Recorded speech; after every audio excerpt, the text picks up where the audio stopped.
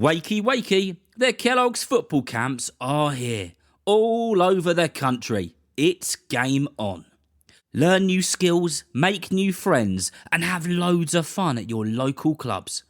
Grab your boots for a summer of football at the Kellogg's football camps. Parents, buy a promotional pack of Cocoa Pops, Rice Krispies and cornflakes before the end of June to claim a free day.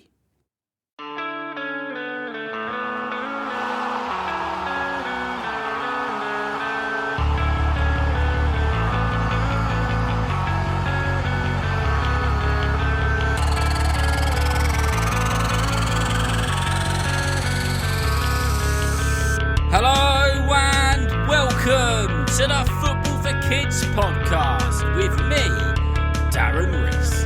In this episode, we're going to explore where football is possibly the most popular. And we're going to be asking a question: who loves football more? Which part of the world is mad about football more than any other place? Are there countries where football is growing at a rapid speed? And much, much more. But before we do that, let's do a few of your shout-outs and your reviews. A big shout-out to everybody who's been giving the podcast 5 stars on Apple Podcasts.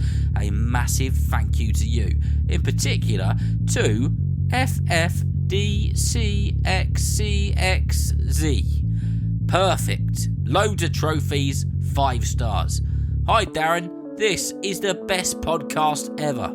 Who is your favourite Newcastle player? Please read this. Loads of emojis. Thank you. I support Newcastle. Well, a massive shout out to you, whoever it was that wrote that review. And let me tell you, there's only one man who's worn that black and white striped top who is one of my favourite Newcastle players of all time. And that is a man we haven't actually done an episode on yet. But don't you worry, he is on my list. And that man, of course, is Alan Shearer. That episode will be out in the not so distant future. And by the way, there's about 500 or 600 episodes on the very, very long list. So please do keep them coming. If you want an episode on a player, a team, a league, a competition, a tournament, or whatever it is, then please do ask an adult to send an email to footballforkidspodcast@gmail.com.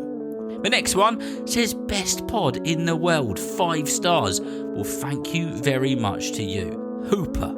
Hi, my name is William, I guess you're William Hooper, and I've been listening to this podcast for just over a year now. Can you please do a shout out to my friends, Ryder, Kitty and Billy, and my football club, Minch Rangers? Well, William, a massive shout out to you, to all your friends, your family, and everybody you know, and every single person that you play football with, and of course, to your fantastic football coaches. And the last one is Celtic Fan 101 on Apple Podcasts, which says, Dalglish, 5 stars. Hi Darren, I'm a Celtic fan. Please, can you do an episode on the Scottish legend Kenny Dalglish? Well, Celtic Fan 101, firstly, thank you for being a listener of the podcast, and secondly, I've been meaning to do an episode on Kenny Dalglish for about 2 years, and he is well and truly on the list, and that is an episode which I need to get round to making. So don't you worry, that episode will be out in the not so distant future. So then, a massive thank you to every single person who has taken the time to write a review on Amazon Music, Spotify, Apple Podcasts, Audible, and all those other places. You don't realise how helpful you are being, because every time somebody hits the follow or the subscribe button and hits a 5 star and then writes a review, it helps the podcast get up the podcast charts, which means lots of other people find the podcast. So if you haven't hit the follow or the subscribe button, then please do hit that button as soon as you can. Right then, let's get on with this episode, shall we? And where do we begin? Well, I guess we begin where I am right now, in Europe, but to be more precise in England, but to be even more precise in Hampshire. Hopefully, you would have had the chance to listen to an episode I released just over a week ago on the history of football. And you would have learnt in that football really started in England. It was a very long time ago, mind, but even 125 years ago in England, football was attracting tens of thousands of fans for pretty much every game. I mean, they couldn't exactly go and watch it on TNT Sports, DAZN or Sky Sports, could they? The UK has quite literally hundreds of professional football clubs and thousands of clubs as a whole, from non-league to the Premier League, and those clubs, regardless if it's someone like Farnham Town or Ipswich Town, every single home game there are a very healthy number of supporters who flock in through the gates, grab a bit of food and a drink and a programme and sit down to watch their team. So many people have said, and by the way, these are proper people with proper information, with proper stats and facts, it's not a guessing game, that the English Premier League is the most watched football league on earth. And some research which was done about a couple of years ago said that there was nearly 4 billion people who watched the Premier League at some point in the season. That is nearly half the world's population. But just because the English Premier League is the most watched league on earth, it's not just watched by people in Britain or people around Europe. It's watched around the earth in almost every country on the planet. In fact, there's got to be at least one person watching the Premier League in every single country on the planet. That is a pretty cool thing to think about.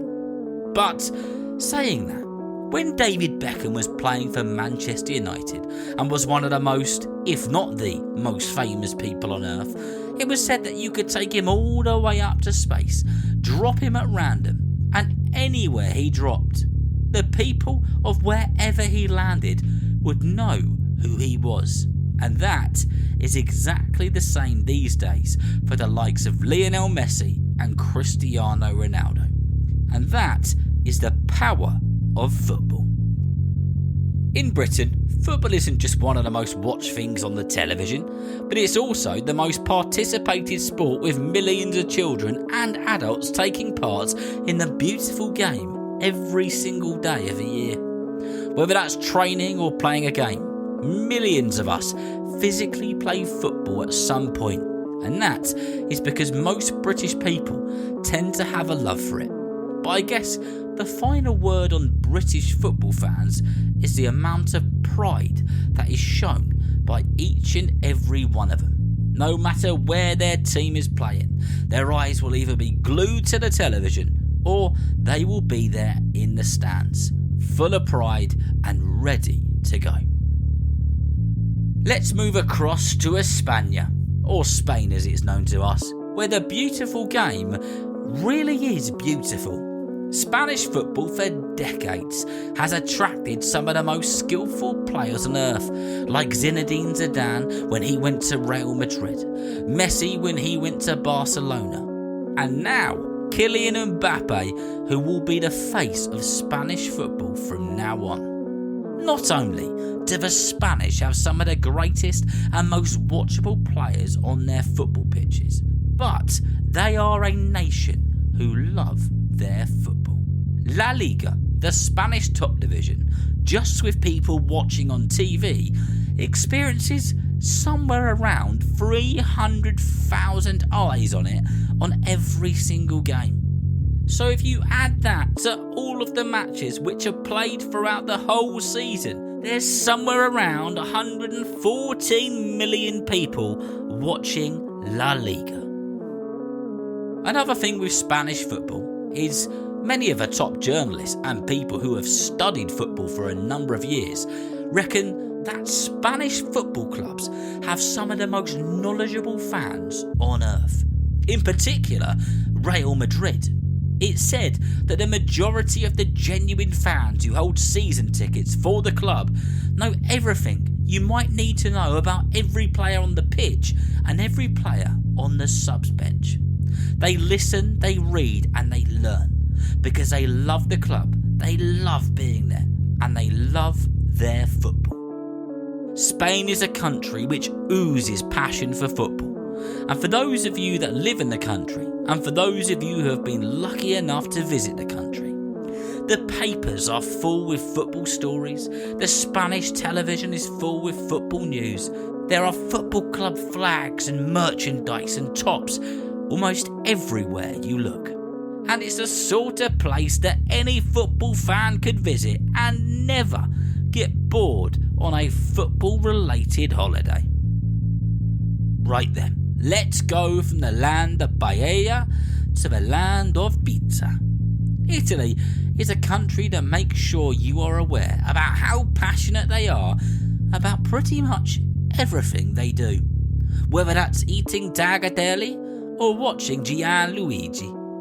The Italians live and breathe the beautiful game day in, day out. And the Italian top division is one of those divisions that has attracted some of the biggest names in football, like R9 Ronaldo, who played for both Inter Milan and AC Milan. Diego Maradona, who was a Napoli legend, and Paolo Maldini, one of the greatest Italian players of all time, and a one-club player for AC Milan, making over 647 appearances for the Italian Giants. If the British are known for their pride when it comes to their football, and the Spanish are known for their knowledge, well, what are the Italians mostly known for? Well, I guess it's got to be their passion, because naturally, they are passionate people. And they show it in everything they do. And that is no different when it comes to their football. Napoli, in particular, is an Italian football club which is both known and was voted to have the most passionate football fans on earth. So, apart from the passionate fans and the star players that are attracted to the country and its football leagues, Italian football is watched all over the globe. And the report from a couple of years ago said it was the skillful, flashy football and the atmosphere created inside the stadiums that attracts the viewers to watch Serie A, regardless of the time zone.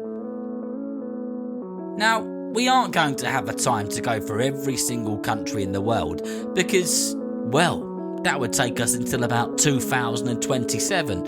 And if you're listening to this in 2027, well, that would take us into about 2029. We'll definitely have to do a part 2 on this, a part 3 and probably a part 4 and 5. But the next place we'll go is a place where football is growing at a rapid pace. And that, of course, is America.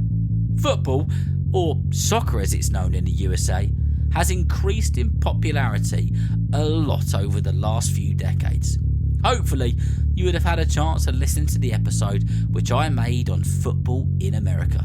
And if you've listened to the podcast on a British Airways plane, then I'm pretty sure you would have seen that episode on there. The big soccer boom really came into place when the great footballer Pelé joined a soccer club in New York. And then it really boomed when David Beckham went to LA Galaxy, and then it really boomed when Lionel Messi joined Inter Miami. These days, over 1 million children and teenagers in the United States of America are involved in a soccer team in some way, shape or form. And the American Soccer League is building with excitement every moment of every single day. Also, because of the likes of Messi joining a club in America, it's meant that the amount of American soccer club jerseys being worn all over the globe has gone crazy.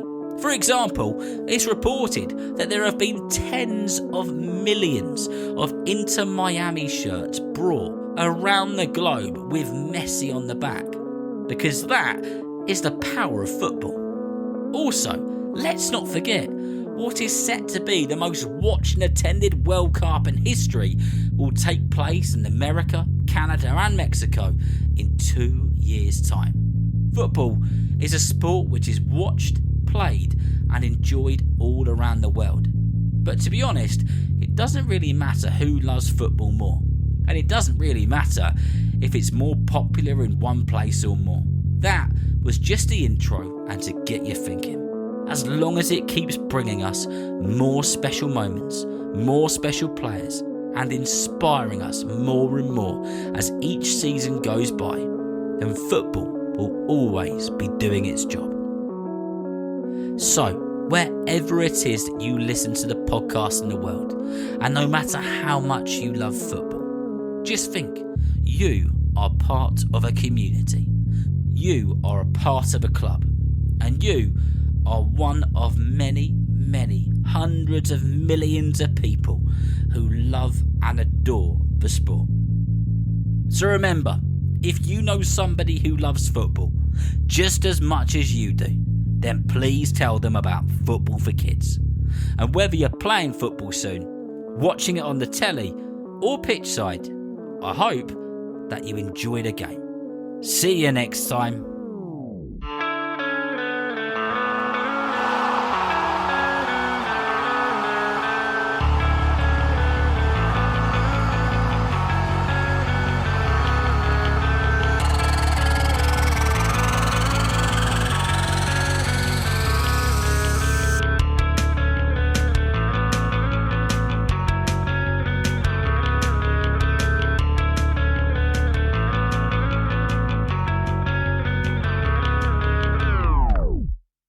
I hope that you enjoyed this episode. And remember that Kellogg's have amazing football camps taking place throughout the school summer holidays all across the country.